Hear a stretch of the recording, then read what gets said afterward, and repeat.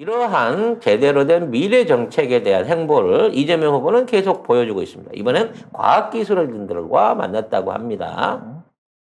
이재명 더불어민주당 대선 후보가 어제 과학기술인들과의 정책 토론회를 통해서 과학기술과 관련된 자신의 핵심 공약을 설명하고 과학기술계 현안에 대한 솔직한 생각을 나누는 시간을 가졌다.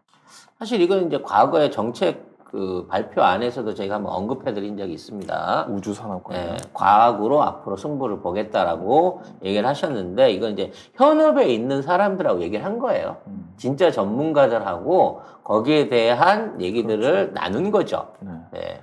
뭐 가장, 다시 설명드리자면 가장 대표적인 게 부총리제 신설, 과학기술혁신부총리제. 그 다음에 우주전략본부 신설, 그리고, 어떤 이제 과학자, 그러니까 연구자 중심의 지원과 앞으로 풍토를 만들겠다. 요게 네. 세 개가 이제 주요 내용인데, 여기에 관련돼서 이제 그 현업에 있는 분들이 진짜 현실적인 문제를 물어봤어요. 네. 그래서 우주전략본부 공약 같은 경우에는 이제,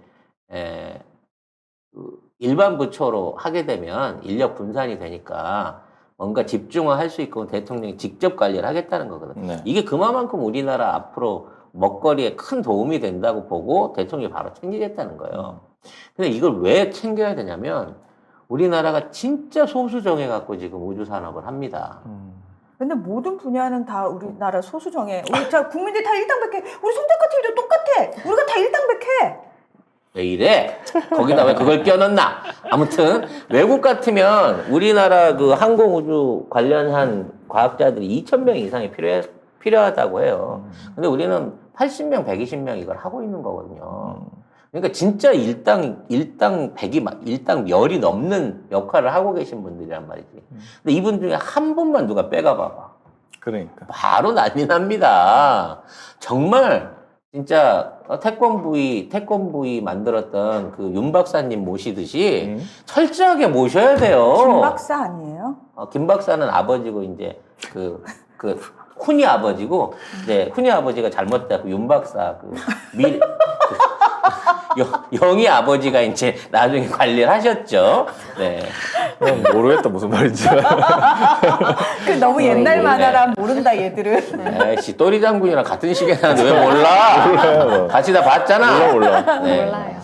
이런 얘기들에 대한 그 교훈이 있었는데 난 이제 굉장히 중요하다는 질문, 그러니까 우리의 어떤 한계를 보여주는 질문 중에 저출산 시대에 과학인재 이민이 필요하지 않겠느냐, 이런 부분에 대한 이제 얘기가 좀 있었다고 해요. 네.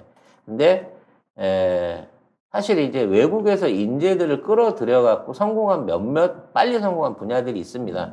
우주항공 같은 분야, 핵 엔진 같은 분야에도 러시아계 과학자들이 굉장히 많이 와 있습니다. 우리 조선업 같은 경우에는 스웨덴에 있는 조선소 사오면서 그 동네에 있는 엔지니어들 가족까지 한 4,000명을 아예 이주를 시켰어요. 거제도로. 아예 스웨덴 마을을 만들어버린 거죠. 그러니까 이와 마찬가지로 인력들을 수급해갖고 그 기술력을 단기간에 끌어올릴 수는 있습니다만 그거는 따라가는 거야. 팔로워야. 그렇죠. 앞서가기 위해서는 먼저 리더로서 이런 거를 개발할 수 있는 사람들을 키워내야 되고 그런 역량을 할 수 있는 사람들을 스카우트해야 되는데 그러려면 처우가 제대로 돼야 된다는 거야. 그렇죠. 아유 그럼요 정말. 몸값을 제대로 쳐줘야지. 그냥 애국심 하나로 들어와서 연봉 깎고 아유, 더 열악한 되지. 그건 우장춘 박사 같은 분이나 하시는 거지 지금 있는 사람은 안 해요. 그런 식으로 오라 그러면. 그러니까 어디에서 어느 나라하고 비교해봐도 대우라든지 그 장래성이라든지 이런 것들이 뒤지지 않을 만큼의 환경을 만들어줘야 된다는 거지. 말씀 잘하셨습니다요.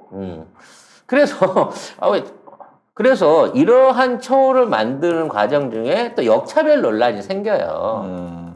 근데 그만한 능력을 발휘하는 사람은 그만한 대접을 받을 수 있다라고 하는 연구 성과에 대한 평가를 제대로 받을 수 있다라고 하는 선례를 이재명 후보가 만들겠다. 이재명 정부가 만들겠다라고 얘기를 한 거죠. 그래서 뭐 이민도 중요하지만은 이제 유출을 막는 것도 중요하다 이렇게 얘기를 했고, 그다음에 청년들이 이제 뭐 연구에 참여할 수 있는 방안이 필요하다. 이게 4학년이 물어봤대요. 전남대 기계공학부 4학년 강형근 학생.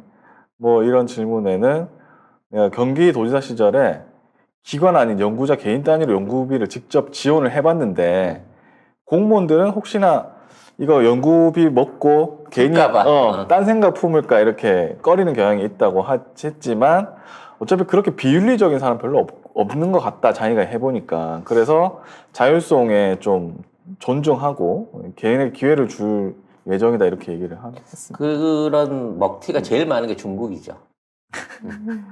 중국은 애초부터 나라 돈을 그렇게 빼먹는 걸로 그냥 돼 있어요. 그래서 약간 성장이 좀 어리버리하거나 아니면 얘가 내 고등학교 동창 정도만 돼도 갑자기 돼지 키우다가 야 나 반도체 사업하고 싶은데 네가 한 20조만 중앙정부에서 땡겨다 줄 수 없겠니? 근데 한 4조는 너한테 뒷구멍으로 넣어줄게. 요런 식의 거래가 가능하다는 거죠. 그럼 그럴듯하게 사업계획서를 써가지고 올립니다. 공무원이 뭘 알아? 이런 거 있답니다. 이거 앞으로 중국 장래를 위해서 투자해야지. 그것도 다 없어지는 거거든. 중국은 그렇지만 우리나라는 그렇지. 근데 우리는 그렇지가 수가 못해. 없다. 왜? 우리가 원래 땅덩어리가 좁은 데다 한 달이 건너면 다 알거든. 다 알아. 진짜 다 알아요. 그러면 진짜 그 각자 직군마다 어떤 자기 자신의 어떤 그 자존심? 캐릭터들이 있어요. 근데 연구하시는 분들은 그렇게 돈을 따지는 게, 출세를 따지는 게 아니라 자기 연구를 완성시키려고 하는 그 어떤 성취감에 그 일을 합니다. 근데 그걸 갖다가 그동안 너무 대접을 못 해주고 뽑아먹은 거지. 10시간 일하셨으면 10만 원 받아가서 이런 거였단 말이야. 그리고 그걸로 얻어진 성과를 기업이 독식을 해버리는 바람에 연구자들이 뭐랄까 배신감을 많이 느껴가지고 스스로 연구를 꺾어버리는 사례들이 많았거든. 근데 이제는 기업 문화가 그렇지 않아요. 이제는 각 기술 파트에서 연구하시는 분들이 사실상의 사장입니다. 그래서 나중에 다 배분받고 지원받고 그런 게 없으면 거기서 일 안 해요.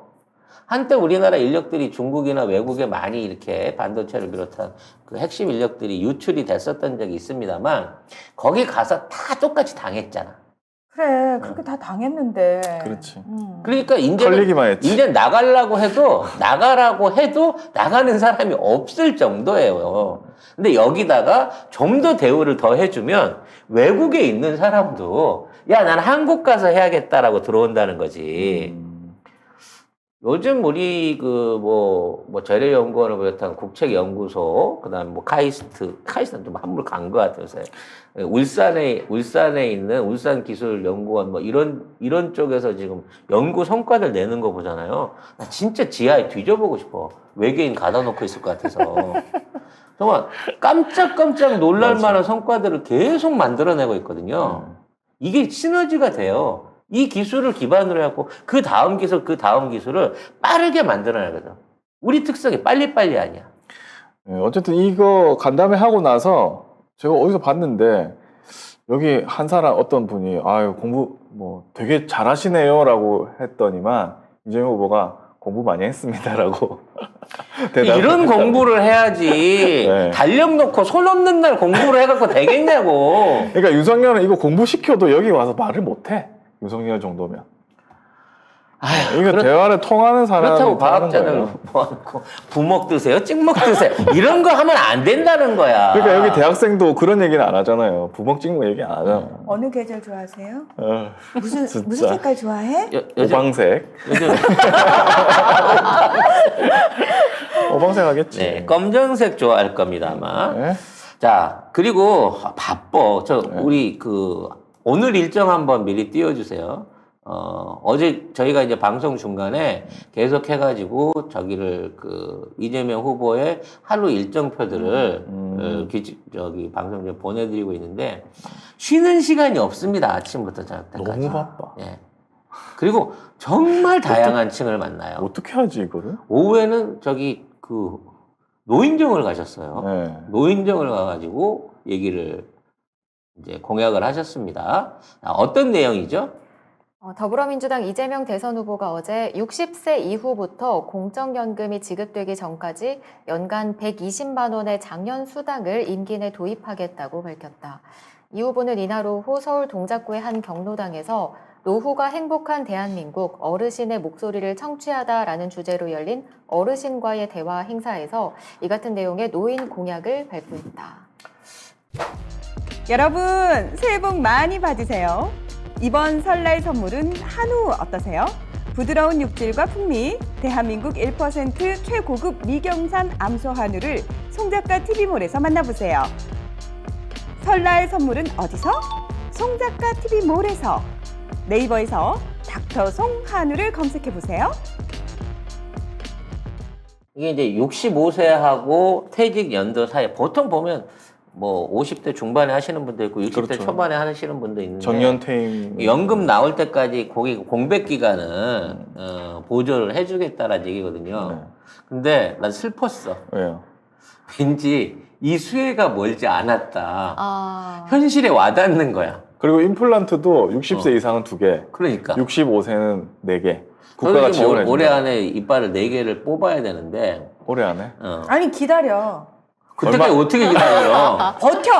그때 가면 또 망가지겠지 어딘가는. 아무튼 이제는 60대를 전후한 연금이 나온다는 사실에 네. 내가 나도 곧 수혜를 받겠네라는 생각을 한다는 순간부터 마음이 짠해지더라니까. 마음이 짠합니까? 왜 짠해? 해피해야지. 뭐 좋은 거죠. 어. 그만큼 이제 내가 나이를 먹었구나, 은퇴할 때가 멀지 않았구나. 누구 마음대로 은퇴를 운운해? 남의 내가 무슨 연금 받고 송해니? 가지고. 내가 송해야?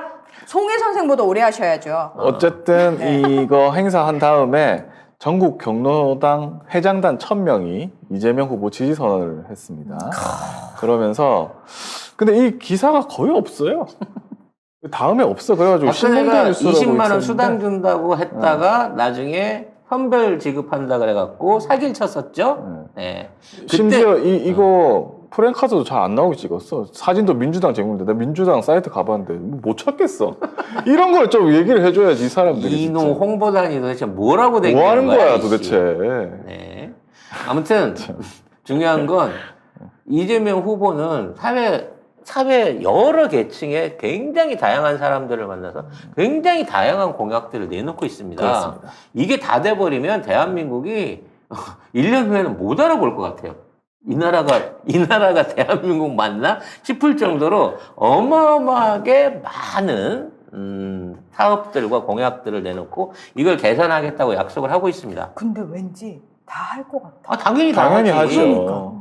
그러니까 박근혜한테 속였던 분들도 이재명이라면 해주겠구나라는 마음에 이렇게 1000명이 지지선언을 해주는 거예요. 그렇죠. 사실 이쪽 계층이 이재명 후보의 지지층은 아니잖아요. 아니죠. 근데 이 1000명의 선언이 또 지금 있는 이러한 제도들에 대한 입소문이 결과적으로는 그 사람들을 움직여 놓을 수 있는 또 다른 그 변화의 시작을 만든다는 거예요. 그러면 얘네들은 20, 30대만 찾아다니면서 뭐 코딩이나 배워 이런 소리 하지 말고 아이고. 코딩 이 지네 지지층한테 와서 이런 공약을 한 번씩 던져야 되는 거 우리도 아니야. 코딩 배워야 할까? 윤석열이 되면 배워야지. 다들 않을까요? 코딩을 청년들 다 어디 갔냐고 다 코딩 배우러 학원 가 있다고. 아이씨 정말. 내가 보기에는 몇몇은 코팅 배우러 간다. 헐. 코딩 배울 줄 몰라가지고 코팅 배우러 갈 거라고 생각이 드는데 네. 하여튼 이와 관련해서 이제 추가로 노인 일자리도 현재 80만 개 정도에서 140만 개까지 늘리겠다라고 하는 말씀을 했습니다. 요게 이제 어저께 사회 공약하고 그렇죠. 어느 정도 겹치는 거죠. 연관되는 부분인 거예요. 사회 지금도 서비스형 이제, 일자리. 그 노인분들한테 이제 공공근로라고 그래갖고 이렇게 이제 쓰레기 줍거나 맞아요. 뭐 이건 거 하면서 뭐 5만 원, 6만 원씩 받는 그게 있어요. 가끔 어머니도 이렇게 그 취미 삼아서 우리 어머니도 가끔 가시더라고.